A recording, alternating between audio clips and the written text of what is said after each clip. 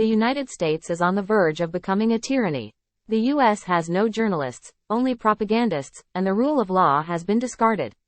The Russia News Now. The GEOFOR editorial board asked Paul Craig Roberts, chairman of the Institute for Political Economy, USA, a Ph.D. in economics and U.S. Undersecretary of Treasury in the Reagan administration, to find out why Kevin McCarthy is leaving the post of Speaker of the U.S. House of Representatives, how the preparation for the 2024 presidential election is going, and what place Ukraine will occupy in it. In Russia, the unprecedented resignation of the Speaker of the House of Representatives, the third person in the state hierarchy, is considered as evidence of the serious political crisis that Washington is currently experiencing. To what extent, in your opinion, is this assessment fair? And what does it indicate? The Speaker did not resign. He was removed in keeping with a provision in an agreement McCarthy signed with the Republicans who opposed him. McCarthy agreed that as Speaker he would use the office to put up more of a fight for Republican agendas than establishment Republicans are wont to do. Part of the agreement is a clause that says that the Republicans who provided the votes McCarthy needs can call up a vote on his removal as Speaker if they believe he is not keeping to the terms of the signed agreement. McCarthy's removal is unrelated to the American political crisis. He was removed because he did not keep part of a private bargain. McCarthy knew that the Republicans would not vote to remove him, but it seems he overlooked that the Democrats would vote with the dissident Republicans in order to take advantage of the opportunity to worsen relations between the few Republicans who are principled and the majority that goes along to get along. Is there a possibility that if the Republican faction fails to agree on a nominee for Speaker, a Democratic representative will take office? How productive for the work of Congress would such a combination be? Especially since it is the Speaker who controls the prioritization of bills that are put forward for discussion and voting in the House. The Republicans are the majority in the House by a few votes. A Democrat could not be made Speaker without Republicans voting for him. The dissident Republicans are in a position to insist on a more principled leader than McCarthy. If the Rhino Republicans decide to take vengeance on the few principled Republicans and vote for a Democrat, they are likely to lose their standing with their constituents. It seems that the Ukrainian issue will be one of them, if not the key one, in the course of the beginning of the election campaign. And for both Democrats and Republicans, some are trying in every possible way to justify the need to support Kiev, while others insist on, if not an end, then a significant reduction of this support. This is something new in the history of American elections. Domestic agenda issues used to dominate. What is the reason for this? Aid for Ukraine is an issue but not the important issue. The important issue is the Democrats' abuse of power with unwarranted indictments and prosecutions of Trump and his lawyers, while ignoring the documented crimes of President Biden and his son Hunter.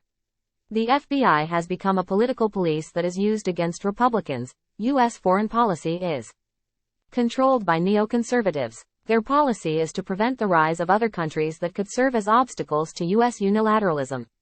The policy is unrealistic, but the neoconservatives have had control of U.S. foreign policy since President George W. Bush, that is, for the entirety of the 21st century. Donald Trump became a marked man when he said that he intended to give the country back to the people and to normalize relations with Russia. He offended the ruling elites by challenging their power, and he offended the neoconservatives and powerful military, security complex by threatening to take away from them the Russian enemy that sustains them. The Republicans support aid for Ukraine because they believe that it is patriots' duty to support the country in war and because they receive large campaign contributions from the military, security complex that profits from war. The spending issues are likely on hold until a new speaker is agreed upon. This is the opportunity for Russia to use sufficient force to end the conflict while Washington is paralyzed. Time equals 400 Ms. Greater than Russian media pay a lot of attention to the legal proceedings against Donald Trump and the Biden family. How seriously is all this taken by Americans and by you personally? And what political consequences can all these manipulations have in the long term?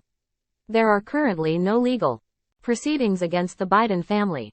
The U.S. Department of Justice and the FBI have instead protected both Biden and his son despite the massive evidence in their hands, such as the incriminating information on Hunter Biden's laptop and the classified national security documents dating from his days as vice president found in Joe Biden's homes, car, garage, and storage places. Time equals 400 Ms. Greater than the legal charges brought against Trump or like all the others since 2016 Russiagate, impeachments, Document-gate, Stripper-gate, January 6th insurrection. They have no basis in reality or in law. They are brought by Trump-hating black prosecutors in New York State, New York City, and Fulton County, Georgia, and are nonsensical on their face. Time equals 400 Ms. Greater than Trump and his co-defendants have to pay attention to the charges, because the prosecutors are known enemies of Trump and his supporters, the judges are Democrats who don't want Trump as president, and the trials will be held in Democrat jurisdictions where the juries will be Democrat and largely black. Time equals 400 Ms. Greater than there is no outcry against this legal atrocity from the legal profession, the law schools, the bar associations, and very little from Congress. So we face the possibility that Trump can be falsely convicted and forced to spend the rest of his life in appealing the convictions. How the American people will take this I do not know. It might make them very angry and unwilling to accept the use of law as a weapon against Trump and the traditional American electorate. On the other hand, the people might conclude that their country has been lost and nothing can be done, give up, and submit to the rule of unaccountable power. Time equals 400 Ms. Greater than everywhere the people see the political use of law for punishment by every federal department in the Biden regime. Mike Lindell, a Trump donor, has been slapped with 5 audits by the Internal Revenue Service. Lawyers cannot defend Trump without being punished. Trump attorney Rudy Giuliani, former mayor of New York, has been slapped by the IRS with a tax and penalty bill of $550,000 and a lien on his home. Elon Musk is being investigated by the U.S. Security and Exchange Commission for his purchase of Twitter. Democrats hate Musk because he revealed that the FBI had secretly forced Twitter to censor all who disagreed with the Biden regime's narratives. The list is long. I will define for you Americans' political crisis. The belief system has collapsed. The elites no longer believe in the Constitution that defines the country.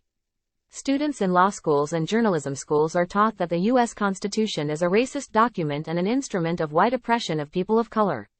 They are taught that the Constitution stands in the way of social progress, by which they mean the use of law not as a shield of rights but as a weapon for coerced change based on ideological beliefs and commitments. What it boils down to is this. In America you are no longer innocent until proven guilty. You are guilty because you are white, or because you are a Trump supporter.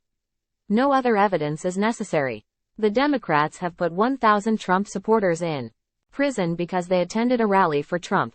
Traditionally, American liberals based their demands for reforms not on appeals to goodwill but on denunciation of existing society. This made it easy for the cultural Marxists to march through the institutions and discredit Western civilization and the institutions that embody it. Today in American universities no student ever hears anything affirmatory about his country. Instead, they learn that it is something that must be reconstructed. Journalism students learn that objectivity is no longer the purpose of reporting and that news is a weapon to be used to remake society. Law students learn that law is not a protector of rights but a weapon to be wielded to revolutionize society. Consequently, the U.S. has no journalists, only propagandists, and the rule of law has been discarded. The United States is on the verge of becoming a tyranny. That is the American political crisis.